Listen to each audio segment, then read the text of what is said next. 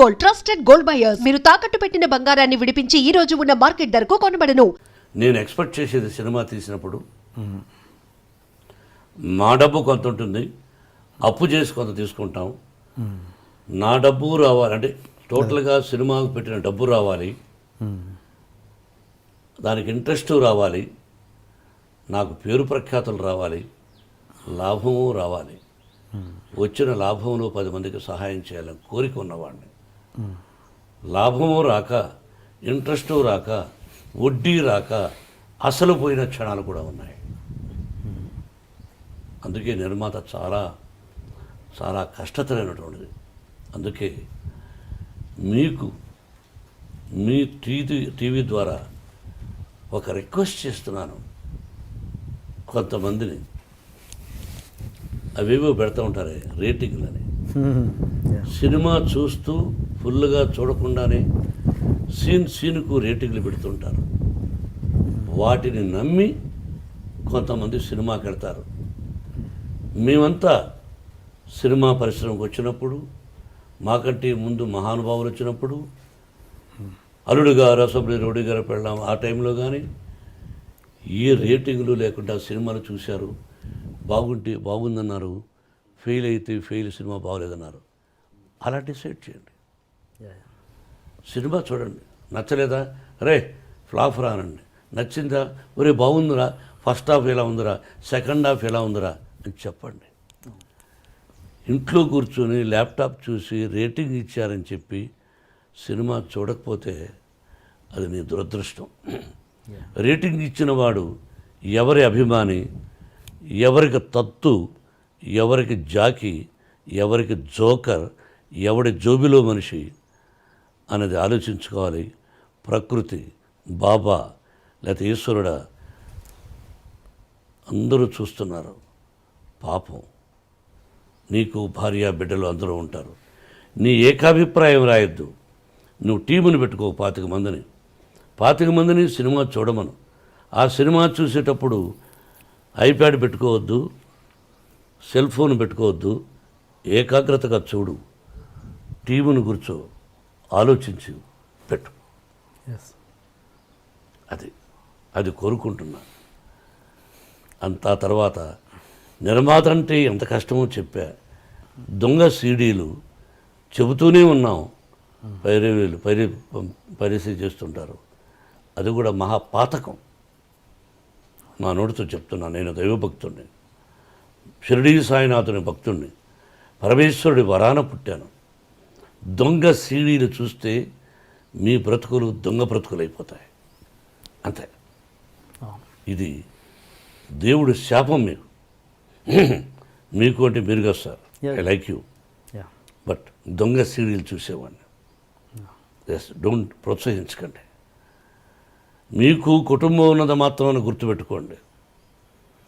దేవుడు ఏదో ఒక రూపేణ పనిష్మెంట్ ఇస్తాడు. ఎస్. అంటే ఒక రివ్యూస్ సినిమాని ఖచ్చితంగా ఎఫెక్ట్ చేస్తాయని మీరు నమ్ముతారా అని నా మిత్రులు, అమెరికా మిత్రులు చెబితే విన్నాను.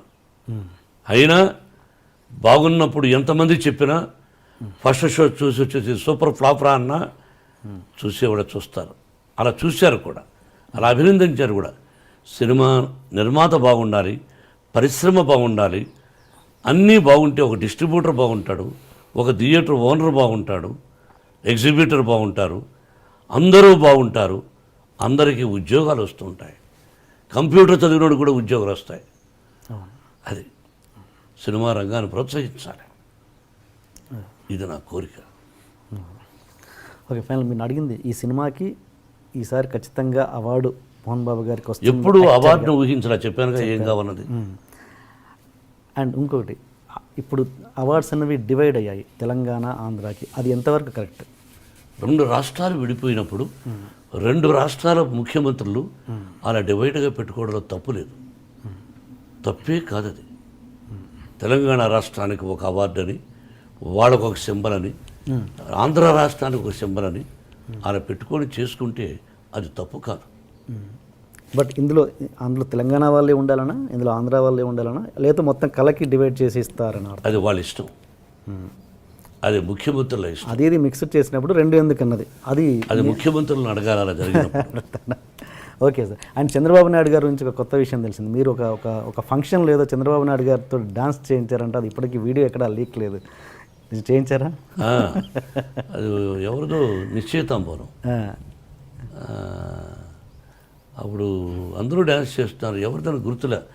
అన్నయ్య గారి కుటుంబంలోనే చంద్రబాబు దూరం నిలబడి చంద్రబాబు రా అని చెప్పి పిలిచి మైక్లో వచ్చి డ్యాన్స్ చేయవా అని చెప్పి చేయించాను. అది మీ దగ్గర ఉందా వీడియో? నా దగ్గర లేదు. ఓకే. ఒకవేళ ఉన్నా నేను అది ప్రదర్శించకూడదు, నా దగ్గర లేదు. లేదు. ఓకే. అండ్ ఇంకొకటి సార్, మీరు ఇంత గొప్ప వ్యక్తిత్వం ఉండి అక్కడక్కడ మీరు ఒక ఇంటర్వ్యూస్లలో కావచ్చు, పబ్లిక్లలో కొంచెం తక్కువ విధంగా ఇదవుతారు. ఏంటంటే ఒక ఎగ్జాంపుల్, సపోజ్ మొన్న ఏదో షో చూశాను, దాంట్లో కీరవాణి గారిని యమదొంగ ప్రమోషన్లో మీరు నా భోజనానికి పిలవలేదు అని చెప్పేసి చిన్న చిన్న విషయాలకు మీరు అలుగుతుంటారు. ఎందుకు భోజనానికి పిలవలేదు అని కీరవాణి గారిని, కోదండరామరెడ్డి గారిని ఒక షోలో మీరు తర్వాత సక్సెస్లో నన్ను పిలవలేదు, నన్ను సరస్సు ఉండాలండి. ఒక పద్యం కూడా ఉంది, నేను మర్చిపోయినది, చెప్పండి. నాకు గుర్తులేదు. భాషలో నేను అంతే శివాజీ గారి దగ్గర పెద్ద పెద్ద వాళ్ళ దగ్గర నేర్చుకున్నా. సభలో మాట్లాడుతున్నప్పుడు చలోక్తులు కూడా ఉండాలి. ఓకే. చలోక్తుల్లో లేకపోతే సభ కాదు. మీరు ఎన్ని అడిగారు, నవ్వుతూ కొన్ని, సీరియస్ కొన్ని, అవన్నీ సరస్సు ఉండాలి. ఓకే. అది మీ ఉద్దేశం. ఒక మంచి బ్యూటిఫుల్ పాట పద్యం ఉంది, బుధవర్గం అదేదో ఉంది, అదేదో ఉంది. బుధవర్గము లేని పురంబు, భక్తి విశ్వాసములు లేని భార్య, గుణవంతుడు గాని కుమారుడన్, శతభ్యాసము లేని విద్య, పరిహాసమన శుభప్రసంగమన్. నేను ముందు వెనకలా తప్పులు చెప్పుండొచ్చు కానీ పరిహాసమన శుభప్రసంగమన్. పరిహాసంలో మాట్లాడమన్నాడు, ప్రసంగంలో కూడా పరిహాసం ఆడమన్నాడు. ఓకే. ఇవన్నీ పెద్దలు నేర్పించారు, ఇవన్నీ ఉండాలి అట్లాంటివన్నీ. సో అంతే. Okay sir, one final question. Dasari గారి నుంచి పెద్దరికం ఇండస్ట్రీ నుంచి పెద్దరికం ఎవరు తీసుకుంటున్నారు, చిరంజీవి గారా మీరా? అది నాకు తెలియదు. పెద్దరికం అంటే ఏంటి మీ దృష్టిలో? ఇండస్ట్రీ ఇప్పుడు కష్టాలు చెప్పుకోవడానికి ఎవరు పెద్ద దిక్కు లేరు. ఎవరి కష్టాలు వాళ్ళకి ఇష్టం వచ్చిన వాళ్ళు చెప్పుకోవచ్చు, వాళ్ళ వల్ల అయితే తీరుస్తారు. మీ లైఫ్ ఫిలాసఫీ ఏంటి సార్? అందరూ బాగుండాలని కోరుకుంటాను. నా ఇంటి చుట్టూరు ఉండేవాళ్ళు బ్రహ్మాండంగా ఉండాలి, వాళ్ళకు భగవంతుని ఆశీస్సులు కావాలి, వాళ్ళకంటే నేను ఎక్కువ సంపాదించాలి అని కోరుకుంటా. వాళ్ళు బాగుండకూడదని నేను డ్రీమ్లో కూడా అనుకోను. నేను కానీ, నా భార్య బిడ్డలు కానీ, నాకు తెలిసినంతవరకు నా ఆత్మీయులు కానీ, నాకు మంచి స్నేహితులు ఉన్నారు కొంతమంది, సినిమా పరిశ్రమలు లేరు. బట్ నేను బాగుండాలని కోరుకుంటాను. అందరూ బాగుండాలి, అందరికీ ఆశీర్వచనం పలకాలి భగవంతుని కోరుకుంటాను.